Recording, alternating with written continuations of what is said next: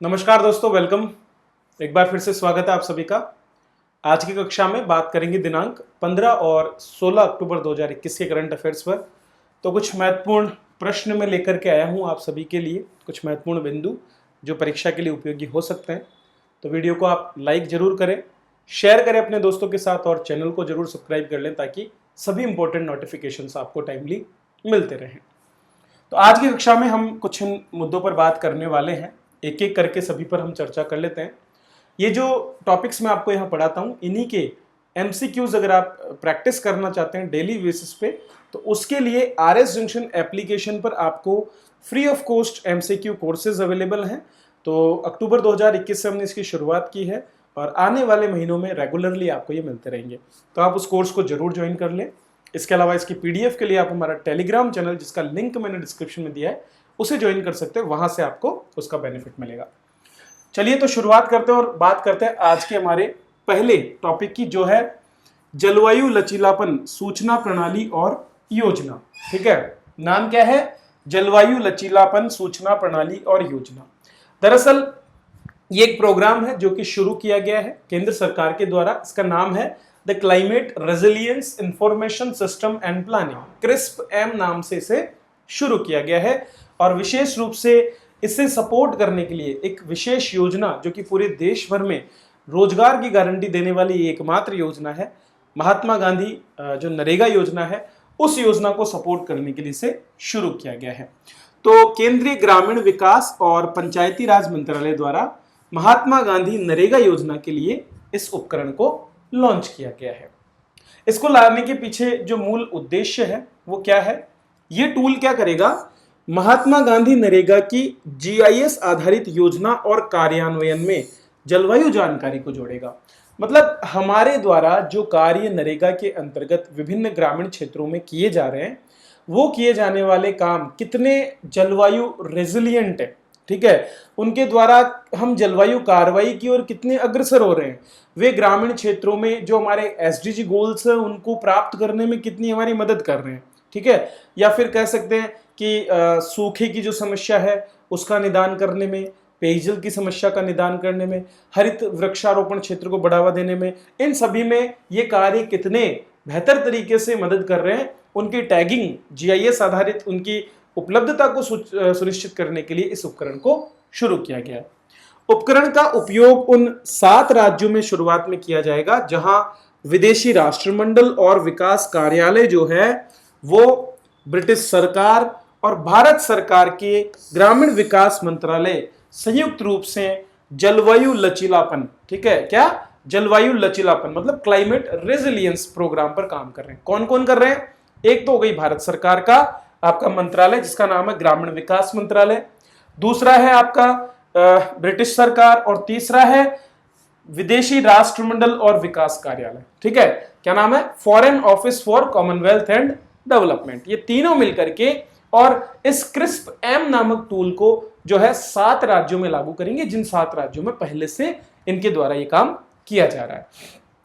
इन 7 राज्यों में आपके अधिकतर राज्य वो राज्य हैं जिनको एक तरह से कहा जा सकता है कि जो आज भी जनसंख्या की दृष्टि से काफी ज्यादा है और जहां पर आज भी आय के स्रोतों की काफी कमी है, जैसे कि बिहार, झारखंड, उत्तर प्रदेश, मध्य प्रदेश, छत्तीसगढ़, ओडिशा और राजस्थान। देखो, एक भी दक्षिणी राज्य नहीं है, तो उत्तरी राज्यों में सुविधता भी बहुत ज्यादा है और उसी चीज को देखते हुए इन 7 राज्यों में इसे लागू किया जाएगा।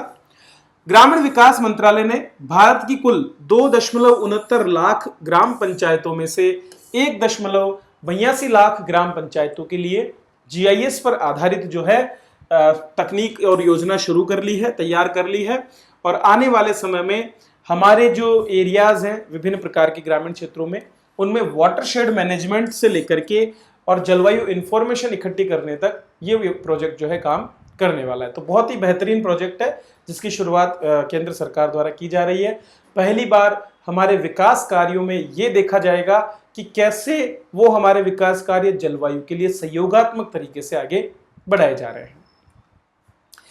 अगला है पर्यावरण प्रदूषण को लेकर के E12 और E15 ईंधनों के लिए उत्सर्जन मानक। तो सरकार के एक नोटिफिकेशन के द्वारा E12 और E15 नामक जो हमारे मानक है उत्सर्जन मानक E12 और E15 ईंधन जो है ये एक तरह के एथेनॉल मिश्रित ईंधन के रूप है। E12 और E15 जो इसमें E है ये एथेनॉल को डिनोट करता है और ये 12 और 15 जो नंबर है ये आपके प्रतिशत को डिनोट करता है जो कि गैसोलीन ईंधन में मिलाए गए एथेनॉल की मात्रा है। तो अगर E12 लिखा है तो इसका मतलब है एथेनॉल 12, मतलब आपने गैसोलीन में 12% एथेनॉल को मिक्स किया है। हम लगातार एथेनॉल मिश्रित ईंधन की ओर आगे बढ़ रहे हैं क्योंकि एथेनॉल जो है एक नवीकरणीय ऊर्जा का स्रोत माना जा सकता है। कचरे से और बाकी जितना भी जैविक तरीके से जो हमें उत्पाद प्राप्त होते हैं उनसे इसका निर्माण किया जा सकता है और इसीलिए जीवाश्म ईंधन पर निर्भरता को कम करने हेतु इसका जो प्रयोग है धीरे धीरे सरकार बढ़ा रही है और इसका जो मिश्रण है उसकी मात्रा को भी गैसोलीन में वृद्धि कर रही है। तो इसी क्रम में इनके लिए जो अलग अलग प्रकार के वाहन हैं उनके उत्सर्जन मानकों को लेकर के एक नोटिफिकेशन जारी किया गया है। तो E12 मतलब 12% इथेनॉल और E15 मतलब 15% इथेनॉल, इन दोनों को अधिसूचित किया गया है। अगर हम अभी की बात करें कि वर्तमान समय में भारत में कितने प्रतिशत इथेनॉल मिलाया जाता है तो इसका उत्तर होगा 10%।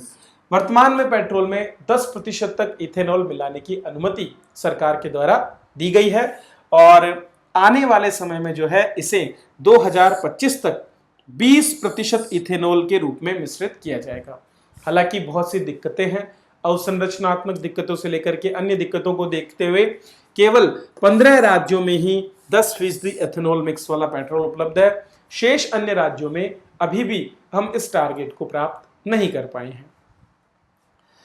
भारत सरकार फ्लैक्स फ्यूल के मॉडल पर भी काम कर रही है। फ्लैक्स फ्यूल क्या है? दरअसल दोस्तों फ्लैक्स फ्यूल के अंतर्गत एक ऐसे व्हीकल को तैयार किया जाता है जो कि किसी भी वाहन का एक मॉडिफाइड वर्जन होता है जिसमें वाहन गैसोलीन या एथेनॉल मिक्स पेट्रोल के जरिए चलाया जा सकता है। मतलब आप चाहें तो इसे केवल गैसोलीन या पेट्रोल से चला सकते हैं या आप चाहें तो उसे मिक्स्ड फ्यूल जो है जिसमें एथेनॉल और गैसोलीन दोनों है उसके माध्यम से चला सकते हैं। तो इंजन में थोड़े बदलाव किए जाते हैं और इसलिए इसका नाम है फ्लैक्स फ्यूल व्हीकल। क्या बोलेंगे? FFV। और फ्लैक्स फ्यूल किसे बोलेंगे? जिसमें इथेनॉल मिश्रित है। तो ये टर्म्स है जो आपको पता होनी चाहिए।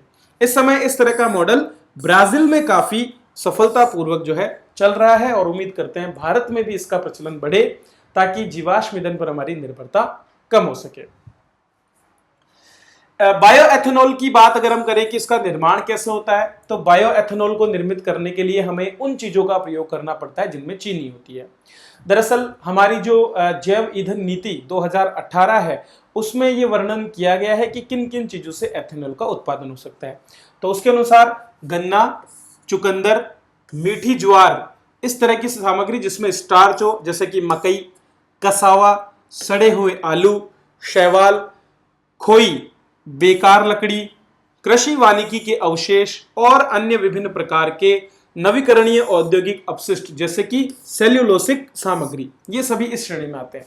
इसी पर एक प्रश्न आपके IAS एग्जाम में 2019 में पूछा गया था, ये बिल्कुल इन्हीं चीजों पर कि बायो एथेनॉल का निर्माण निम्नलिखित में से किन चीजों से किया जा सकता है। तो इस तरह के प्रश्न पूछा जाना लाजमी है और आपको भी तैयार रहना चाहिए कि हो सकता है आपके RS जैसी परीक्षाओं में भी ऐसे कोई प्रश्न पूछ लिए जाए क्योंकि साइंस एंड टेक का महत्व धीरे धीरे इनमें भी बढ़ता जा रहा है। खासकर करंट के काफी क्वेश्चंस आपको पूछे जाते हैं।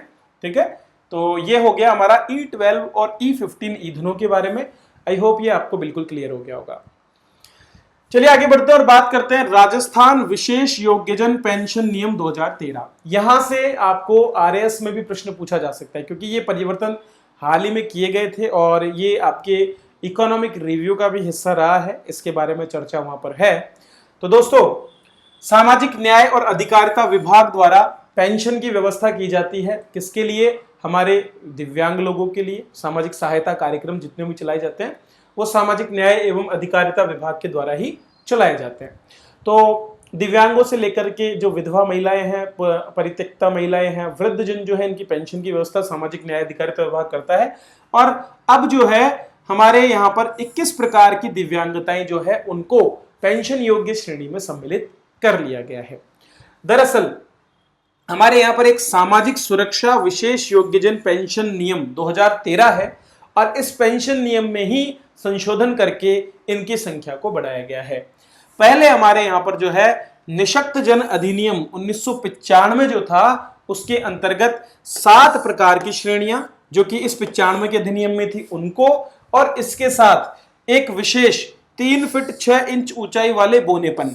तो ये 8 प्रकार के लोगों को दिव्यांगजनों की पेंशन के अंतर्गत योग्य माना जाता था। लेकिन अब हमने क्या किया, अब हमने 2019 में जो दिव्यांगजनों को लेकर के दिव्यांगजन अधिकार अधिनियम 2019 लाया गया था, और उस अधिनियम 2016 लाया गया था, और इसके माध्यम से सरकार ने व्यवस्था की थी कि दिव्यांगजनों की श्रेणी में और भी ऐसे लोगों को सम्मिलित किया जाना चाहिए जिनको अभी तक सम्मिलित नहीं किया गया था।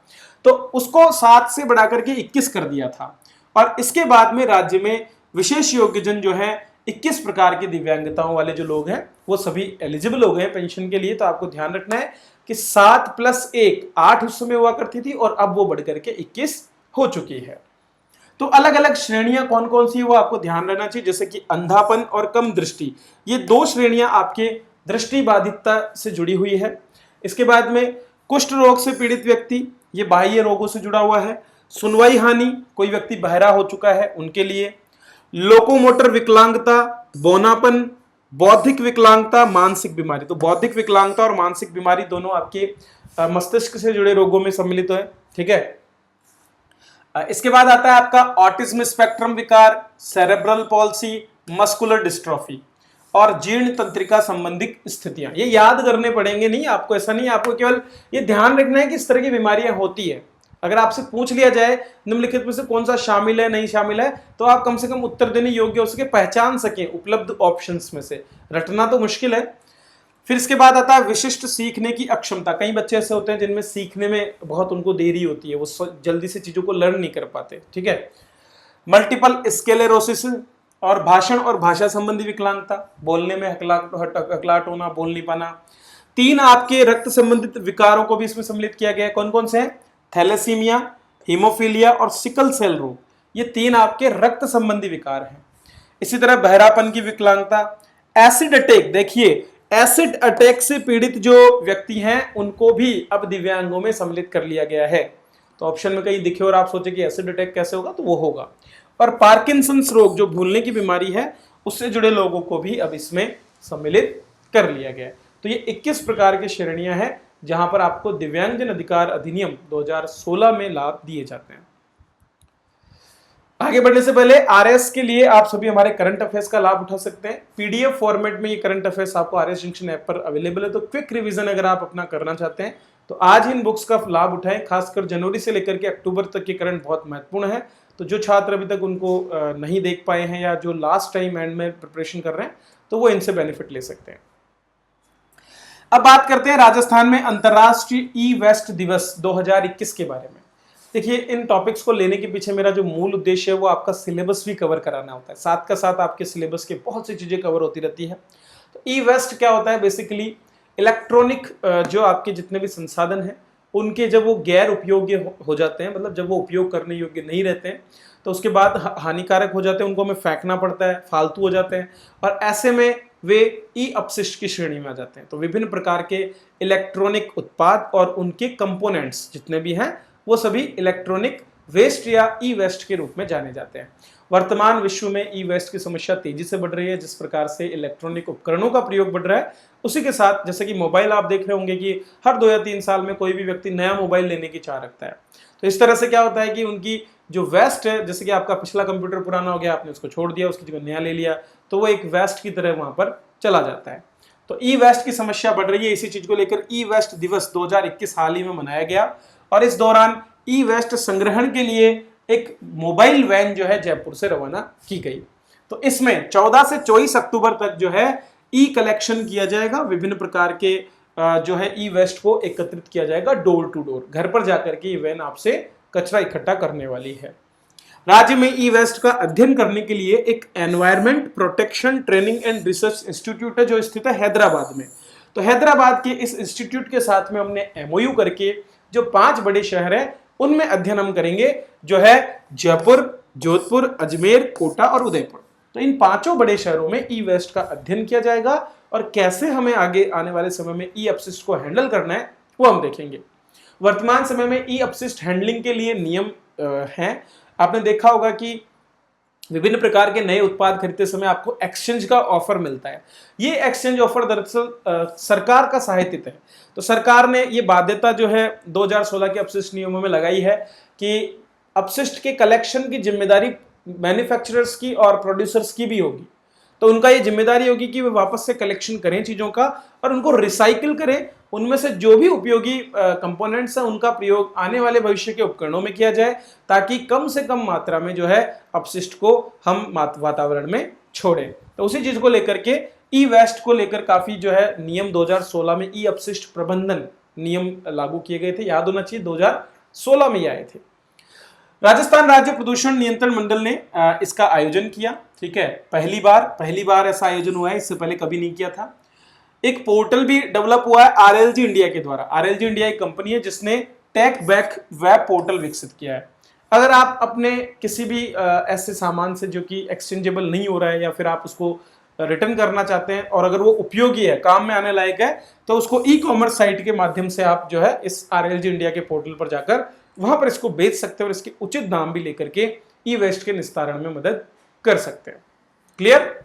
चलिए, राज्य सरकार ने माउंट आबू, पुष्कर, नाथद्वारा और पिलानी, इनको 4 जगहों को, कौन कौन से? माउंट आबू, पुष्कर, नाथद्वारा और पिलानी, इनमें से 3 तो आपके विशिष्ट प्रकार के जो दर्शनीय स्थल हैं, भ्रमण स्थल हैं। ठीक है, और एक आपका है पिलानी, जो कि एक शैक्षिक स्थल है। बिट्स पिलानी बिरला इंस्टीट्यूट के लिए जाना जाता है। तो ये 4 स्थानों को सरकार ने एक प्रोग्राम में सम्मिलित किया जिसका नाम है Rajasthan secondary towns development sector project. ये चलाया जा रहा है आपके RUIDP।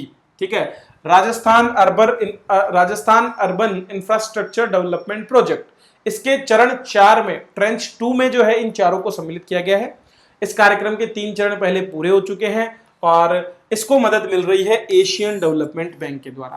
तो एशियन डेवलपमेंट बैंक की मदद से यह कार्यक्रम शहरी क्षेत्रों में विकास संबंधी कार्यों को, अवसंरचनाओं के निर्माण में काम करता है, सौंदर्यीकरण में काम करता है।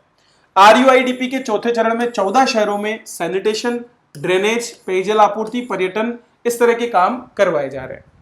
RUIDP को राजस्थान सरकार के एक स्पेशल पर्पज व्हीकल, एक प्रकार की कंपनी जो कि किसी विशेष कार्य के लिए गठित की जाती है और कार्य पूरा होने के बाद वो समाप्त हो जाती है। तो एक SPV के तहत जो है भारत सरकार और एशिया विकास बैंक की मदद से 1998 से काम कर रही है। तो बाह्य सहायतित परियोजनाओं में ये सम्मिलित है। एशियाई विकास बैंक की मदद से इसको लॉन्च किया गया है। ठीक है, चलिए अब बात करते हैं सांबर झील के बारे में। सांबर झील प्रबंधन एजेंसी के गठन को राज्य सरकार द्वारा मंजूरी दे दी गई है। 2 वर्ष पहले सांबर झील काफी चर्चा में रही थी, जब वहां पर बड़ी मात्रा में पक्षियों की मृत्यु होने लगी और उसके बाद में सांबर झील को लेकर के एक कमेटी गठन की बात की गई और अभी सरकार द्वारा इसको मंजूरी दी गई है। तो सांबर झील के कुशल प्रबंधन के लिए समर्पित राज्य सरकार की ओर से सांबर झील प्रबंधन एजेंसी एक गठित की जाएगी जो इस झील का मैनेजमेंट देखेगी। जयपुर, अजमेर और नागौर, ये 3 जिले हैं जिनमें आपकी ये झील फैली हुई है और एक ख्याति प्राप्त रामसर साइट है। रामसर साइट क्या होती है दोस्तों? 1971 में ईरान के रामसर नामक शहर पर विभिन्न देशों ने मिलकर के एक सम्मेलन का आयोजन किया था। ठीक है, कन्वेंशन ऑन रामसर साइट्स, जो रामसर कन्वेंशन के नाम से जानी जाती है। इसके अंतर्गत विभिन्न प्रकार के जो आर्द्र भूमि क्षेत्र हैं जहां पर जल की मात्रा 6 फीट जो है 6 मीटर से अधिक नहीं होनी चाहिए, किसी भी स्थिति में 6 मीटर से ज्यादा गहराई उसकी नहीं होनी चाहिए। इस तरह के जो क्षेत्र होते हैं जो कुछ समय के लिए जल में डूबे होते हैं, कुछ समय जल से बाहर रहते हैं और एक विशिष्ट प्रकार के जल और भूमि के एक इकोलॉजी सिस्टम को सस्टेन करते हैं। बहुत से पक्षियों को, उभयचर जीवों को ये जगह देते हैं और इसके साथ साथ जल पुनर्भरण में और इकोलॉजी को बनाए रखने में इनका बहुत बड़ा योगदान होता है। तो ये रामसर साइट्स के रूप में होते हैं, जैसे कि केवला देव हमारे यहाँ पर एक रामसर साइट के रूप में है। सांबर झील एक वेटलैंड है हमारे। ठीक है, और भी देश भर में बहुत से वेटलैंड्स हैं। ठीक है, तो उनमें से एक सांबर भी है जिसको रामसर साइट की ख्याति प्राप्त है। अभी आपने पढ़ा होगा तो 4 अलग अलग स्थानों को, 2 गुजरात में जैसे कि वधावा आइलैंड, जो वधावा झील है, ठीक है, उसको, और इसी तरह से 2 आपके सुल्तानपुर हरियाणा में, 2 हरियाणा में और 2 गुजरात में, इन चारों को जो है रामसर साइट के रूप में मान्यता प्रदान की गई थी। 4 स्थल थे, मैंने पढ़ाया भी था आपको। तो ये रामसर साइट के रूप में है और चिल्का झील के बाद भारत की दूसरी और राज्य की सबसे बड़ी खारे पानी की झील है।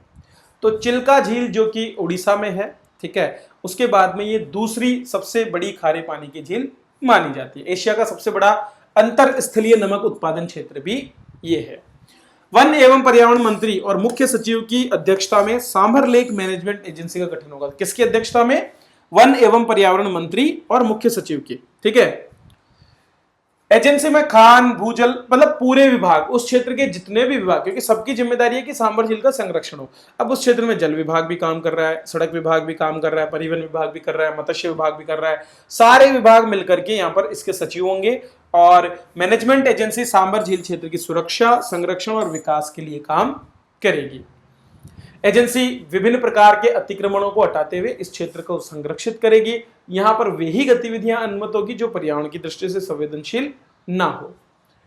चिल्का ईस्ट कोलकाता वेटलैंड जो कि आपके बंगाल में है और लोकताक झील जो कि मणिपुर में है, इन तीन के बाद देश की चौथी ऐसी झील होगी जिसकी अपनी एक प्रबंधन एजेंसी की व्यवस्था राज्य सरकार द्वारा की जा रही है। तो यह भी एक विशिष्ट बात है कि हमारी सांभर झील राज्य की पहली ऐसी जो है झील है जिसमें किसी प्रबंधन एजेंसी का निर्माण किया गया है। तो यहां पर हमारी करंट अफेयर की कक्षा समाप्त होती है। उम्मीद करता हूं काफी आपके लिए रुचिपूर्वक ये रही होगी। तो बस वीडियो को लाइक करते रहिए, शेयर कीजिए अपने दोस्तों के साथ और बने रहिए इसी तरह। वीडियो देखने के लिए आप सभी का बहुत बहुत धन्यवाद।